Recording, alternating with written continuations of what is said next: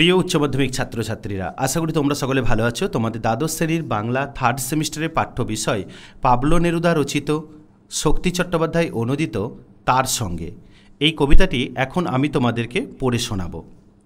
তো চলো শুরু করি। পাবলো নেরুদা রচিত কবিতা তার সঙ্গে। সময়টা খুব সুবিধের না, আমার জন্যে অপেক্ষা করো। দুজনে মিলে খুব সমঝে একে পার করতে হবে।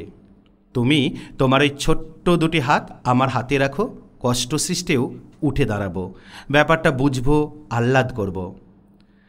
আমরা আবার সেরকম এক জুড়ি, যারা স্থানে অস্থানে বেঁচে বসতে এসেছে, পাথরে ফাটলেও যাদের বাসা বানাতে আটকায়নি।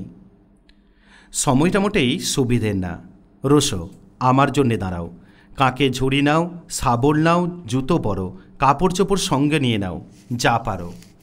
এখন আমাদের একে অপরকে লাগবে, শুধু কার্নেশন ফুলের জন্যে না, মধু তালাশের জন্যেও না। আমাদের দুজনের হাতগুলোই লাগবে ধুয়ে মুছে আগুন বানাবার জন্যে।